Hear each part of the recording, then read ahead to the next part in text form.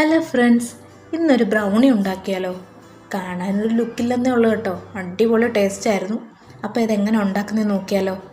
വാ നോക്കാം. ഞാനിവിടെ മെല്ലോയുടെ ഡാർക്ക് കോമ്പൗണ്ടാണ് എടുത്തേക്കുന്നത്.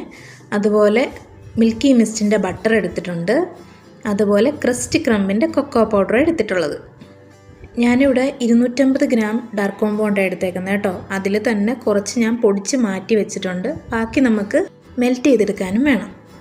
മെൽറ്റ് ചെയ്തെടുക്കാനായിട്ട് നമ്മൾ ഡബിൾ ബോയിലിംഗ് ആണ് ചെയ്യുന്നത്. അപ്പോൾ ഇതിനകത്ത് ചോക്ലേറ്റും ബട്ടറും കൂടി ഇട്ടിട്ട് നല്ല രീതിയിലൊന്ന് മിക്സ് ചെയ്തെടുക്കണം. ലോ ഫ്ലെയിമിലിട്ട് ചെയ്താൽ മതി. ഇങ്ങനെയാണ് കേട്ടോ നമുക്ക് ലാസ്റ്റ് കിട്ടുന്നത്. ഇനി മുട്ടയും പഞ്ചസാരയും കൂടെ ബീറ്റ് ചെയ്തെടുക്കാം. ഇവിടെ ഞാൻ 2 മുട്ട എടുക്കുന്നുണ്ട്. അതുപോലെ ഈ കപ്പിന് 1.5 കപ്പ് പഞ്ചസാര എടുക്കുന്നുണ്ട്. നിങ്ങൾ പഞ്ചസാര എടുക്കുമ്പോൾ പൊടിച്ചെടുക്കാൻ ശ്രദ്ധിക്കണേ. ഇനി ഇത് നല്ല രീതിയിൽ ഒന്ന് മിക്സ് ചെയ്തെടുക്കണം. നല്ലോണം ബീറ്റ് ചെയ്യണം. ആ പഞ്ചസാര ഞാൻ പൊടിക്കാതെ ഇട്ടത് കൊണ്ട് കുറച്ച് ടൈം എടുത്തൊന്ന് അലിഞ്ഞ് കിട്ടാനായിട്ട്. ഇനി പൊടികളെല്ലാം കൂടെ മിക്സ് ചെയ്യാം. ആ സെയിം കപ്പിന് 2 കപ്പ് മൈദ എടുക്കുന്നുണ്ട്. അതുപോലെ 3/4 കപ്പ് ചോക്ലേറ്റ് പൗഡറും, പിന്നെ 1 നുള്ളു ഉപ്പും കൂടി ഇട്ട് കൊടുക്കുന്നുണ്ട്.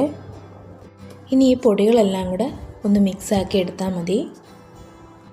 ഇനി ഒരു വലിയ പാത്രം എടുത്തിട്ട് അതിലേക്ക് ഈ 3 മിക്സും ആഡ് ചെയ്ത് കൊടുക്കണം. ആദ്യം ഞാൻ മുട്ടയും പഞ്ചസാരയും കൂടെ ഉള്ള മിക്സ് ചേർത്ത് കൊടുക്കുന്നുണ്ട്. അടുത്തായിട്ട് നമ്മുടെ ചോക്ലേറ്റും ബട്ടറും കൂടെ മെൽറ്റ് ചെയ്തതും അതിനകത്തോട്ട് ചേർത്ത് കൊടുക്കുന്നുണ്ട്. അതിനുശേഷം ആ പൊടി, മിക്സ് ചെയ്ത് വെച്ചിരിക്കുന്ന പൊടി നമുക്ക് കുറേശ്ശെ ഇതിനകത്തോട്ട് ആഡ് ചെയ്ത് കൊടുക്കണം. ഒറ്റ ട്രിപ്പ് ഇതെല്ലാം കൂടെ എടുത്ത് ആഡ് ചെയ്യരുത്. കുറേശ്ശെ ഇട്ട് മിക്സ് ചെയ്തെടുക്കണം. എല്ലാം നല്ല രീതിയിൽ മിക്സായി വന്നിട്ടുണ്ട്. ഇനി ഒരു കാര്യം നിങ്ങൾ പ്രത്യേകം ശ്രദ്ധിക്കണം. നമ്മളിത് ഒഴിച്ച് കൊടുക്കുന്ന പാത്രത്തിൽ ഉറപ്പായിട്ടും ബട്ടർ പേപ്പർ വെക്കണം.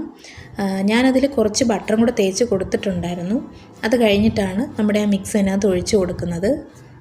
ഞാൻ ആദ്യം കുറച്ച് ചോക്ലേറ്റ് പൊടിച്ച് മാറ്റി വെച്ചിട്ടില്ലായിരുന്നു. അത് ഇതിൻ്റെ മേളിലിടാൻ വേണ്ടിയിട്ടായിരുന്നു കേട്ടോ.